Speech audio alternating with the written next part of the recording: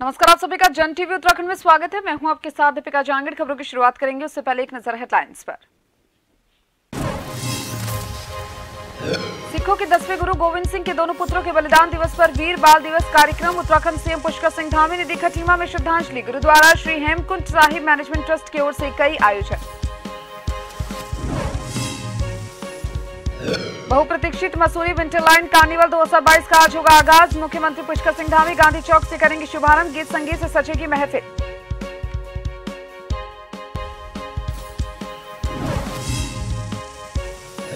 राज्य आंदोलनकारियों के प्रतिनिधिमंडल की कैबिनेट मंत्री सुबोध उनियाल से मुलाकात। बीजेपी नेता रविंद्र जुगरान के नेतृत्व में वार्ता। 10% क्षेत्रीय आरक्षण लागू करने पर चर्चा।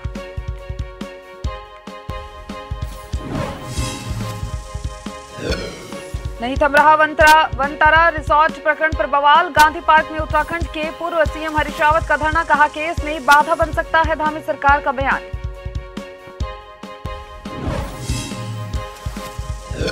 उत्तर भारत में कड़ाके की सर्दी अभी और बढ़ेगी कपकपी। उत्तराखंड में हिमपात के आसार। शीतलहर के कारण घरों में दुबकने का मजबूर लोग।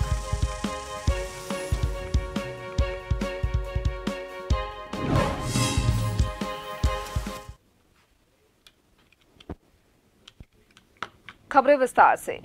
सिखों के 10वें गुरु गोविंद सिंह जी के साहिब जादू की याद में सिख समुदाय द्वारा शहीदी दिवस मनाते हुए नुन्नावाला गुरुद्वारे से नगर कीर्तन का भव्य आयोजन किया गया, जिसमें सिख समुदाय के लोगों ने बढ़ चढ़कर हिस्सा लिया और साहिब जादू के बलिदान को याद करते हुए नगर कीर्तन का आयोजन किया।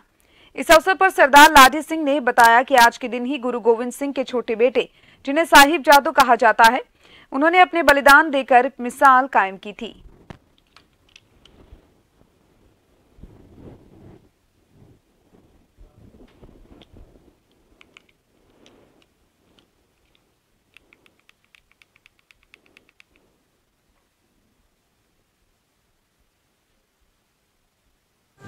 दसवें गुरु श्री गुरु गोविंद सिंह जी महाराज जी के छोटे साहिबजादे और माता जी माता गुजर कौर जी, छोटे साहिबजादे बाबा जोरावर सिंह जी, बाबा फतेह सिंह जी, उनकी जब मुगल राज था, उनकी गिरफ्तारी हुई, तो आज के दिन माता जी को और छोटे साहिबजादा जी को जो ठंडा बुर्ज था फतेहगढ़ साहिब में, वहाँ पे लेके आए थे। तो आज से 3 दिन उनको ठंडे बुर्ज में रखा गया था और 27 तारीख में छोटे साहिबजादे की शहादत हुई थी। उस दिन भी उनकी याद में गुरुपर्व यहाँ मनाया जाता है। आज उनकी याद में ये शोभा यात्रा निकाली गई है। गोविंद सिंह जी के जो 4 पुत्र शहीद हुए थे सरहद में लड़ाई करते हुए, और छोटे साहिबजादे जिनको दीवारों में चिनवा दिया गया था उस टाइम की मुगल हुकूमत द्वारा, उनके शहीदी को याद करते हुए और लोगों को ये दिखाते हुए कि मतलब किस तरह से उन्होंने देश और धर्म के लिए अपनी जानें कुर्बान की हैं, उसके लिए ये शोभा यात्रा निकाली जा रही है। कहाँ से कहाँ तक? ये नुन्नावाला गुरुद्वारा शुरू होकर आर्यनगर होती हुई फिर वापस नुन्नावाला गुरुद्वारा जाके खत्म होगी। बहुप्रतीक्षित मसूरी विंटरलाइन कार्निवल 2022 का दोपहर 3:30 बजे मुख्यमंत्री पुष्कर सिंह धामी मसूरी के गांधी चौक से शुभारंभ करेंगे। कार्निवल की तैयारियों को अंतिम रूप दिया जा चुका है और इसी कड़ी में मसूरी शहर को रंग बिरंगी लाइट से सजाया गया है। कार्निवल के तहत दोपहर 12 बजे लंढोर के सर्विस मैदान में सांस्कृतिक शोभा यात्रा शुरू होगी, जो लंढोर चौक, घंटाघर, अपर माल रोड, शहीद भगत सिंह चौक, पिक्चर पैलेस, कुलड़ी बाजार, शहीद स्थल गढ़वाल टेरेस होते हुए गांधी चौक पहुंचेगी। गांधी चौक पर मुख्यमंत्री धामी कार्निवल का विधिवत उद्घाटन करेंगे और इस दौरान पैरामोटरिंग उड़ान का भी प्रदर्शन किया जाएगा।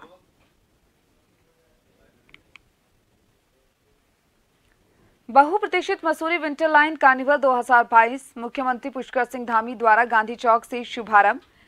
कार्निवल की तैयारियां की जा रही हैं, इनको अंतिम रूप दिया जा रहा है। रंग बिरंगी लाइटों से मसूरी शहर को सजाया गया। लंढोर के सर्व मैदान में सांस्कृतिक शोभा यात्रा का आयोजन किया गया। गांधी चौक पर पैरामोटरिंग उड़ान का भी प्रदर्शन कार्यक्रम। गांधी चौक में सीआरपीएफ बैंड और आईटीबीपी बैंड की प्रस्तुति। पद्मश्री डॉक्टर माधुरी बतड़वाल की मंगल गीत की प्रस्तुति। टाउन हॉल में संध्या और रात्रि के मुख्य कार्यक्रम। स्वर्णिमा गुसाई की क्लासिकल गायन प्रस्तुति। जागर सम्राट बसंती बिष्ट की जागर की प्रस्तुति। बॉलीवुड के वडाली बंधु लखविंदर वडाली का कार्यक्रम।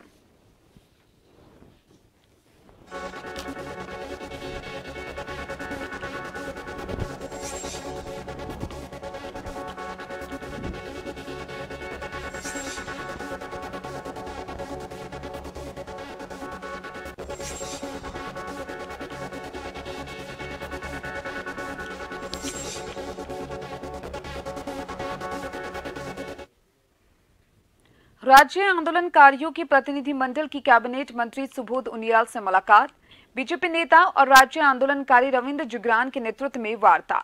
देहरादून के यमुना कॉलोनी स्थित आवास में मुलाकात का दौर। राज्य आंदोलनकारियों की 10% क्षैतिज आरक्षण लागू करने पर चर्चा। आपको बता दें कि मुख्यमंत्री पुष्कर सिंह धामी ने क्षैतिज आरक्षण लागू करने के लिए 3 मंत्रियों की उप समिति बनाई। उस समिति के अध्यक्ष कैबिनेट मंत्री सुबोध उनियाल को बनाया गया।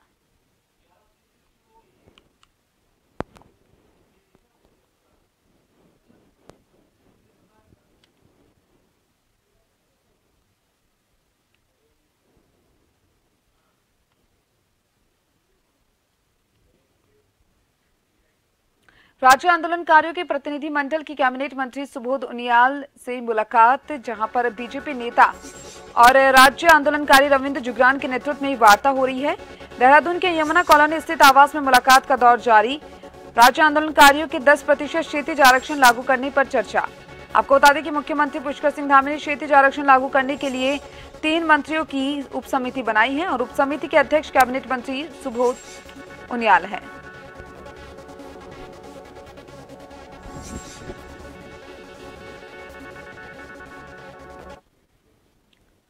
इस खबर पर ज्यादा जानकारी के लिए मेरे साथ bureau chief Ehsan Pant phone line पर जुड़ चुके हैं। एहसन पंत, राज्य आंदोलनकारियों के प्रतिनिधिमंडल की कैबिनेट मंत्री सुबोध उनियाल से मुलाकात शुरू, जहां पर आप जाना चाहेंगे बीजेपी नेता और राज्य आंदोलनकारी रविंद्र जुगरान के नेतृत्व में ये वार्ता चल रही है, क्या कुछ पूरी जानकारी?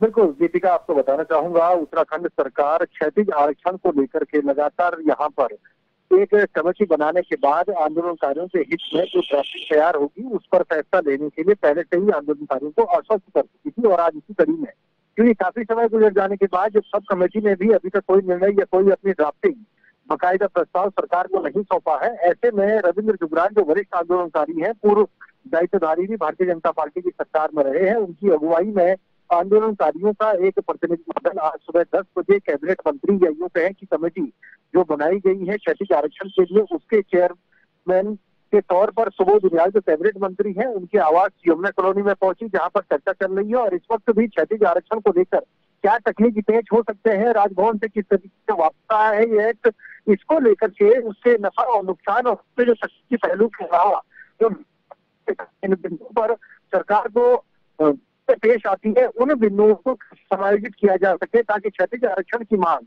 जो आंदोलनकारी वर्षों से उठाते आ रहे हैं और राज्य सरकार की ये किया जाएगा, लेकिन बशर्ते इसी तकनीकी पेश के तकनीकी पहलू सामने ना आए, इसको लेकर के मंथन चल रहा है। हालांकि आने वाला है, कुछ देर में पता चल जाएगा, इस वक्त में पता चल जाएगा कि आखिरकार जो कमेटी की रिपोर्ट है या कमेटी की जो सिफारिशें हैं वो क्षैतिज आरक्षण को 10% लागू करने के पक्ष में है या पक्ष में नहीं है। इस बात को लेकर चर्चा गंभीरता के साथ यमुना कॉलोनी में मंत्री के आवास पर चल रही है। जी, वही एहसन पंत, ये भी जानना चाहेंगे क्षैतिज आरक्षण लागू करने के लिए आज की जो वार्ता है वो कितनी ज्यादा महत्वपूर्ण मानी जा रही है?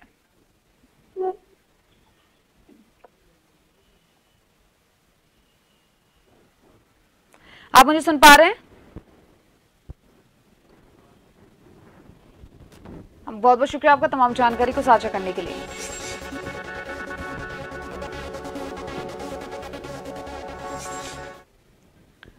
वनतारा रिसोर्ट मामले को लेकर बवाल लगातार जारी है। प्रकरण को लेकर पूर्व मुख्यमंत्री हरीश रावत ने नाराजगी जताई।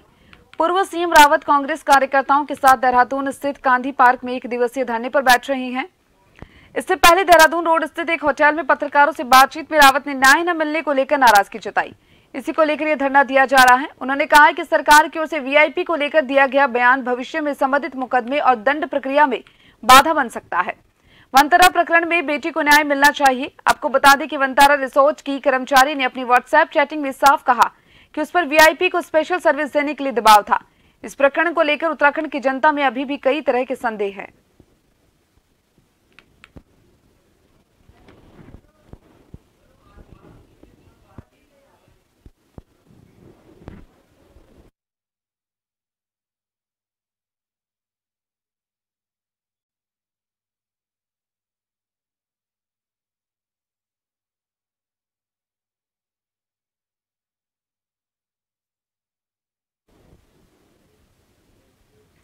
और इस मामले पर ज्यादा बातचीत के लिए मेरे साथ संवाददाता यशराज लाइव जुड़ चुके हैं।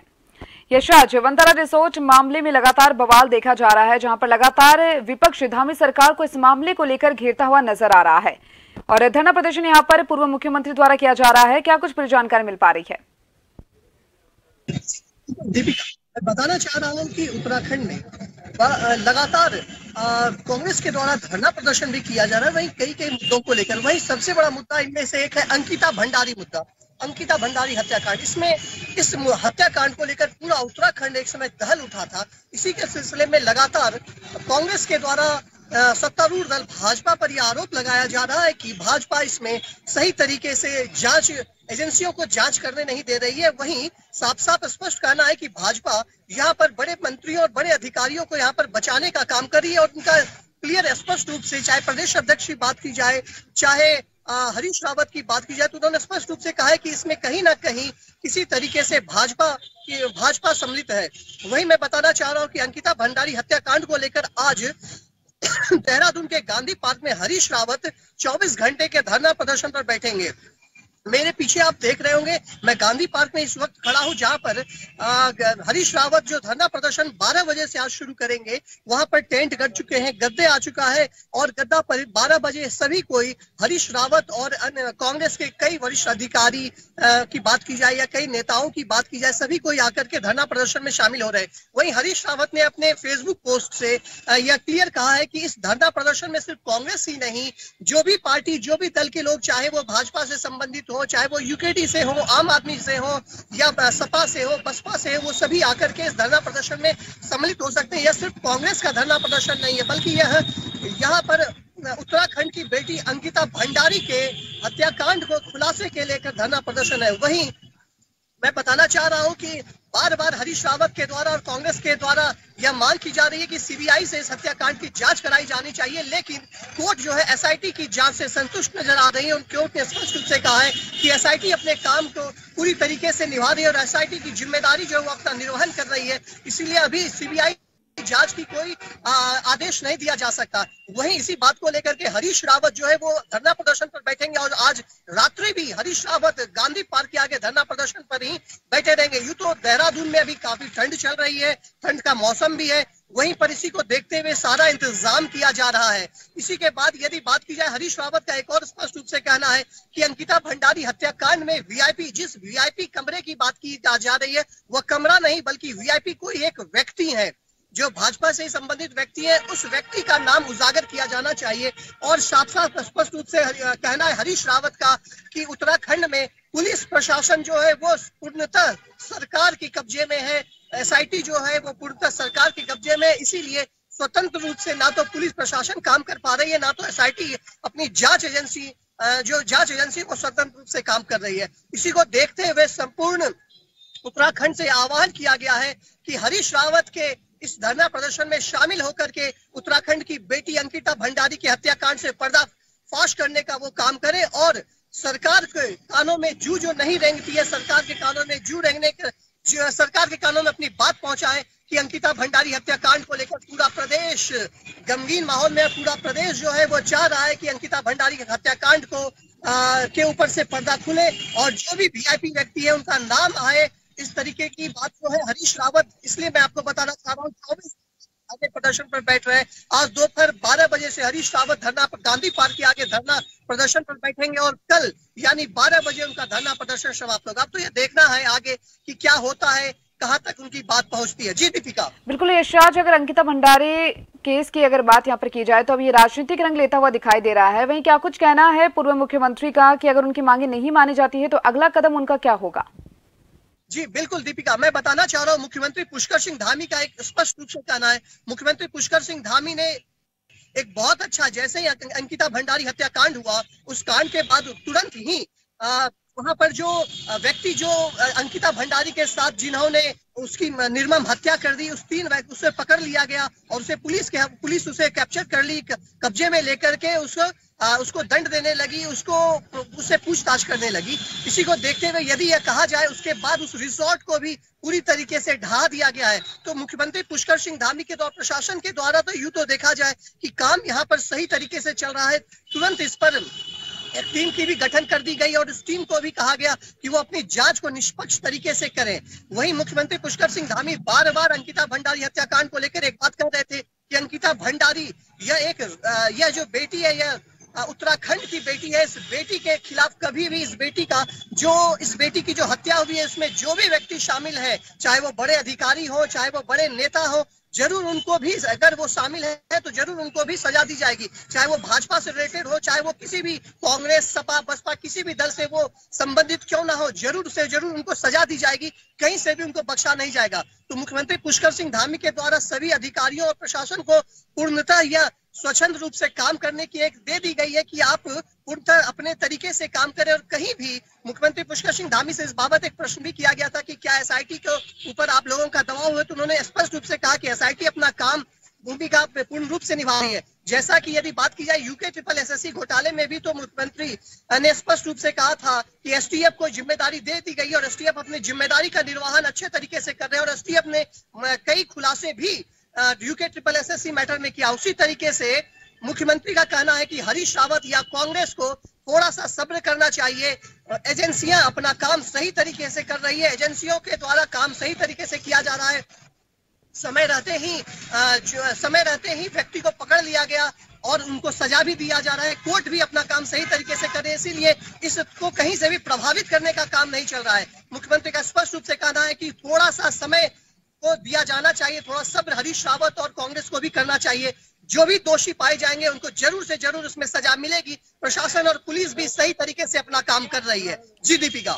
जी चलिए यशराज, बहुत बहुत शुक्रिया आपका तमाम जानकारी को साझा करने के लिए। लगातार विपक्ष पुष्कर सिंह धामी सरकार को घिरे हुए है। अंकिता भंडारी केस को लेकर यहाँ पर बवाल लगातार जारी है और खबरें अभी और भी बाकी है। जल्द लौटेंगे ब्रेक के बाद।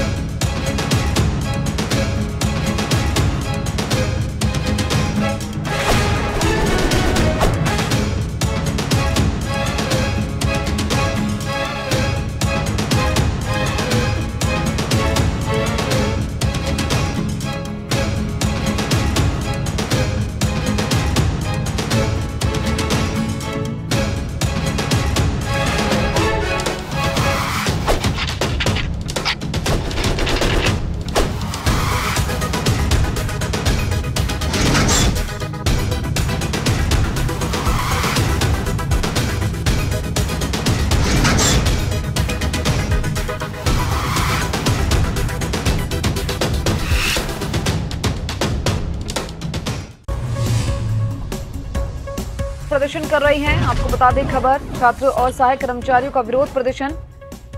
पुलिस की ओर से तैयार किया गया कड़ा सुरक्षा घेरा। कुलपति सचिवालय के चारों ओर की गई डेडिकेटिंग। खबर आपको बता रही हैं राजधानी जयपुर से। सिंडिकेट बैठक से पहले आरयू में हंगामा। छात्र और सहायक कर्मचारी विरोध प्रदर्शन कर रहे हैं। पुलिस की ओर से तैयार किया गया है सुरक्षा घेरा।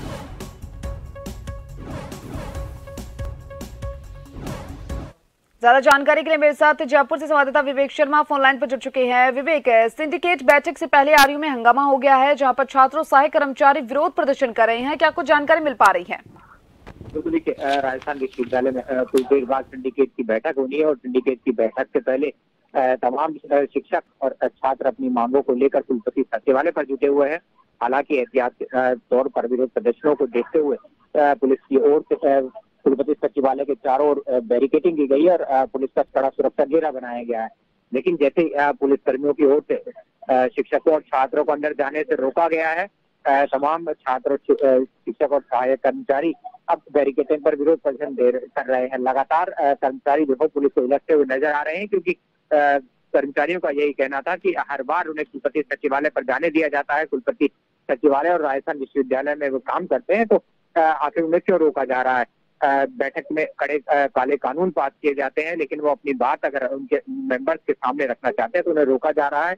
ऐसे में सुरक्षा घेरा बढ़ाया गया है। माना जा रहा है कि आज छात्र और कर्मचारी लगातार जो है अपनी विभिन्न मांगों को लेकर कुलपति सचिवालय पर जमकर प्रदर्शन करेंगे। इसी के चलते सुरक्षा घेरा जो है लगातार बढ़ाया जा रहा है। लगातार कर्मचारी और शिक्षक पुलिस से उलझते हुए दिखाई दे रहे हैं। हालांकि पुलिस की ओर से उन्हें रोकने की लगातार प्रयास किए जा रहे हैं और माना जा रहा है आज दिन भर जो है बैठक के दौरान यूनिवर्सिटी में हंगामा बरपने वाला।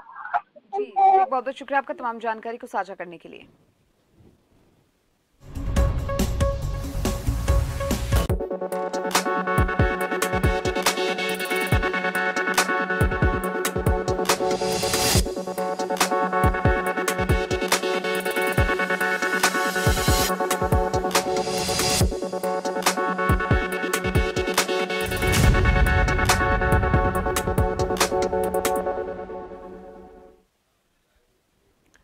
उत्तराखंड पुलिस पूरे प्रदेश में सीसीटीवी कैमरे का जाल बिछाने जा रही है। अब सीसीटीवी कैमरे लगाने के बाद ही व्यावसायिक प्रतिष्ठानों को लाइसेंस जारी किया जाएगा।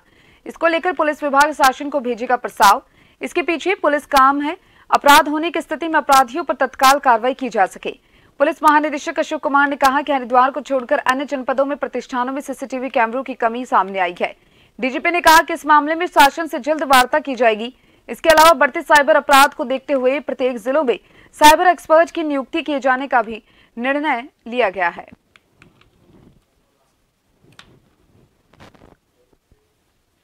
इस खबर पर ज्यादा जानकारी के लिए मेरे साथ संवाददाता हिमांशु बरमोला फोन लाइन पर जुड़ चुके हैं। हिमांशु, उत्तराखंड पुलिस एक अच्छी पहल करने जा रही है, जहां पर अब सारे व्यापारिक जो प्रतिष्ठान है वहां पर सीसीटीवी कैमरे लगाए जाएंगे, जिससे जो आपराधिक घटनाएं होती हैं उन पर अंकुश लग सके। क्या कुछ पूरी जानकारी? देखिए दीपिका, मैं आपको बताना चाहता हूं कि जो पुलिस है, उत्तराखंड पुलिस अब पूरे प्रदेश में एक सीसीटीवी कैमरों का जाल बिछाने जा रही है और सीसीटीवी कैमरे लगाने के बाद ही जो व्यावसायिक प्रतिष्ठान है उन्हें लाइसेंस जारी किया जाएगा। इसको लेकर पुलिस विभाग ने अब शासन को प्रस्ताव भेजने की तैयारी भी कर चुका है और इसके पीछे जो पुलिस का उद्देश्य वो है कि अपराध होने की स्थिति में अगर अपराधियों पर त्वरित कार्रवाई इसके जरिए की जा सके, क्योंकि ये निर्णय जो लिया गया है पुलिस सप्ताह मंथन के दौरान लिया गया था। मंथन, समाधान और चुनौतियों के विषय पर एक पुलिस हेडक्वार्टर में एक संगोष्ठी आयोजित की गई थी और पुलिस सप्ताह कार्यक्रम के दौरान ये निर्णय लिया गया था और पुलिस महानिदेशक अशोक कुमार ने ये कहा था कि हरिद्वार को छोड़कर जितने भी अन्य जनपद हैं और प्रतिष्ठान है वहां पर सीसीटीवी कैमरों की कमी सामने आई है और यह बात भी सामने आई थी कि उत्तर प्रदेश और पंजाब और जो बाकी राज्य वहां पर भी इस तरीके से पहले कार्रवाई की जा चुकी है, जिसके कारण अब ये बड़ा फैसला उत्तराखंड पुलिस लेने वाली है। दीपिका, बहुत बहुत शुक्रिया हिमांशु तमाम जानकारी को साझा करने के लिए।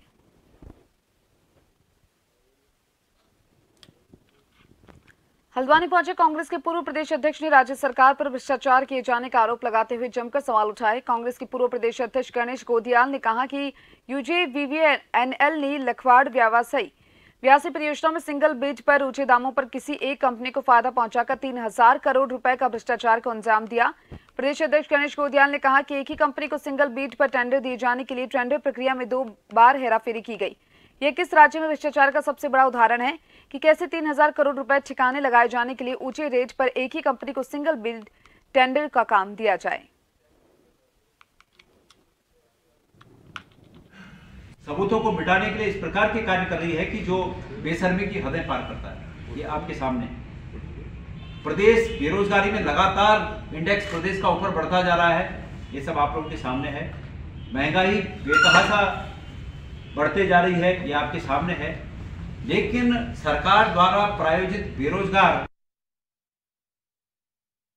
जम्मू कश्मीर, उत्तराखंड, हिमाचल प्रदेश, पंजाब, हरियाणा सहित देश के कई राज्य कड़ाके की सर्दी की चपेट में हैं। शीतलहर भी चल रही है। मौसम विभाग ने चेतावनी जारी की कि अगले कुछ दिनों तक उत्तरी राजस्थान, पंजाब, हरियाणा और हिमाचल प्रदेश में भीषण सर्दी की स्थिति रहेगी। दिल्ली में भी अगले 24 घंटों में कड़ाके की सर्दी की संभावना। भारतीय मौसम विभाग ने आने वाले दिनों में पूरे उत्तर भारत में भारी शीतलहर की चेतावनी जारी की। पंजाब में रविवार को भी कड़ाके की सर्दी जारी रही। शीतलहर के कारण लोग घरों में दुबके रहे। उत्तराखंड में मौसम का मिजाज बदला हुआ है। चारधाम समेत अन्य चोटियों में हल्का हिमपात होने से ठिठुरन बढ़ गई। प्रदेश में बदले मौसम के बीच चोटियों पर हल्का हिमपात हुआ है।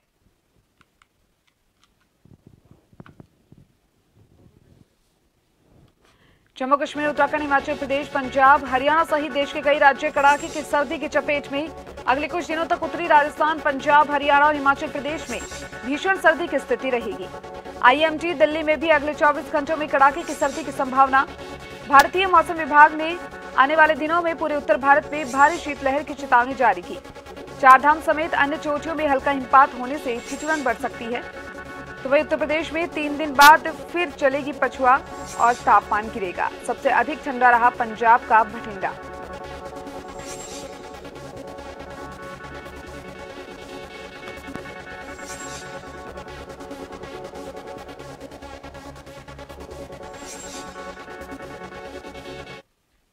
उत्तराखंड में